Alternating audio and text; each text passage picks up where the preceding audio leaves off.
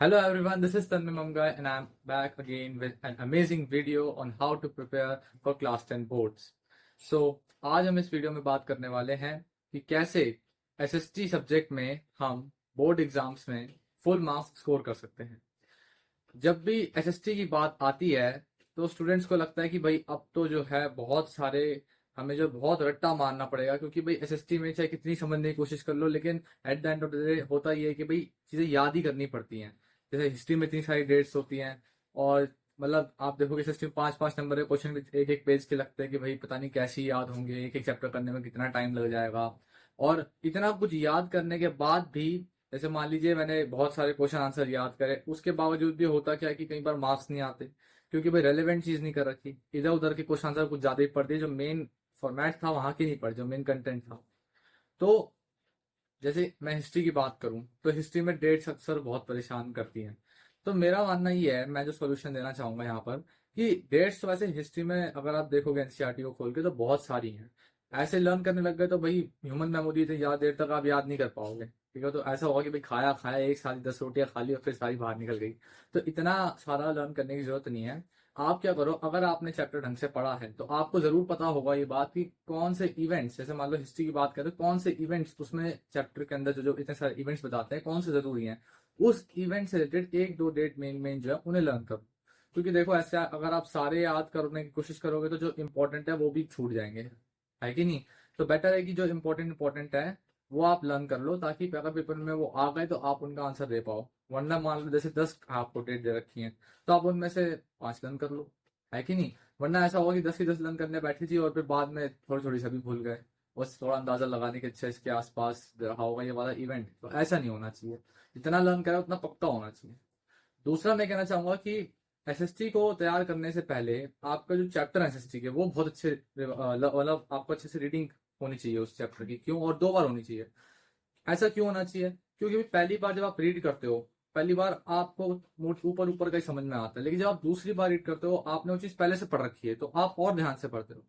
और जब भी आप दूसरी बार, अब अगर अब तक नहीं कर रहे हैं कोई चैप्टर आपने 2 बार रीड, लेकिन अब जब जितना सिलेबस बचा है एसएसटी का, अब चाहे इकोनॉमिक्स हो, चाहे ज्योग्राफी हो, चाहे हिस्ट्री हो, मतलब चाहे कोई भी इन चारों सब्जेक्ट में से मतलब कोई भी हो, तो आप अब जो चैप्टर पढ़ोगे तो उन्हें 2 बार पढ़ना और दूसरी बार में आपको मेन मेन पॉइंट्स हाईलाइट कर रहे हैं, क्योंकि वही में आपको पता लग जाएगा। जिसने 2 बार पढ़ रखा हो चैप्टर से पता होता है कि भाई ये तो बड़ा जरूरी पॉइंट है, तो उसे अंडरलाइन कर लो, ताकि पेपर के वक्त आप उन पॉइंट्स को क्विकली एक बार देख लो, ताकि हो सकता है वही पेपर में आ जाए, है कि नहीं।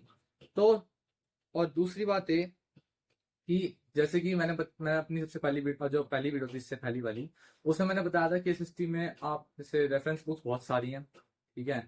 टीचर्स भी आपके स्कूल में क्वेश्चन आंसर देती हैं, वो ठीक है, लेकिन आपको रेफरेंस बुक की जरूरत पड़ती है क्या प्रीवियस ईयर वाले क्वेश्चन भी एक बार आप देख सको, उनमें से उन्हें भी लर्न कर सको। तो मैंने एक बुक का नाम बताया था टुगेदर विद, और ऑल इन वन भी है वैसे तो, लेकिन मैं बताना चाहूंगा टुगेदर विद आप ले सकते हो, वो बेस्ट बुक है, ठीक है। अब उसमें भी क्या है, जैसे मान लो कोई भी रेफरेंस बुक ले ली, मैं पर्टिकुलर नहीं कह रहा, उसमें 5-5 नंबर के क्वेश्चन दे रखे होते हैं, आपने देखा होगा इतने बड़े बड़े होते हैं। अब उसमें भी आप घबरा जाओगे कि भाई इन्हें लर्न करने का तरीका क्या है। तो देखो ऐसा है कि आपको ना क्वेश्चन जैसे आपके सामने कोई भी आए, कितने भी नंबर का चाहे वो हो, तो आपको उसमें क्या करना पड़ेगा, आपको फैक्ट्स लर्न करने पड़ेंगे, बातें याद रखनी पड़ेंगी, आंसर याद तो नहीं हो पाएगा। आपने बातें याद रख ली, आपको एक आंसर 5 नंबर का मान लीजिए मैंने आपको कोई स्टोरी सुना रहा हूँ, ठीक है, तो आप एग्जैक्ट स्टोरी तो मुझे नहीं सुनाओगे ना। आप मान लीजिए कोई फिल्म देख कर आते हो कि आप एग्जैक्ट एक डायलॉग जानते हो, नहीं, आप बात जानते हो कि हुआ क्या था। तो वैसे ही एसएसटी है, एसएसटी के हर क्वेश्चन चाहे इकोनॉमिक्स हो ज्योग्राफी हो, तो आपको उससे कोई भी 5 नंबर का क्वेश्चन आ जाए, आपको बात याद रखनी है। अगर आपने बात याद कर ली तो फिर आपका एसएसटी का, फिर कुछ भी कोई भी आंसर, कोई भी क्वेश्चन आपसे पूछते किसी भी कोने से, आप आराम से उसे दे पाओगे, क्योंकि भाई आपने चैप्टर 2 बार पढ़ लिया और उसके बाद आपने जो भी 5 नंबर के क्वेश्चन, 4 नंबर के क्वेश्चन जो भी है आपने लर्न करे और वो उनकी बातें याद रख लिया आपने। तो उससे होगा ये कि आपका काफी अच्छे से आप अटेम्प्ट कर पाओगे, ठीक है। और दूसरी बात है, मेरा मानना है कि आपको ज्यादा से ज्यादा 5 नंबर के क्वेश्चन याद करने चाहिए। मैं बताता हूँ क्यों। उसकी सबसे बड़ी वजह यह है कि जब आप 5 नंबर के क्वेश्चन एक्स्ट्रा बुक से याद करते हो या फिर जो टीचर ने आपको दिए हैं, तो उसमें छोटे छोटे जो 1-2 नंबर के क्वेश्चन बन सकते हैं ना, वो उसी में कवर हो जाते हैं, उन्हें फिर अलग से लर्न करने की जरूरत नहीं पड़ती।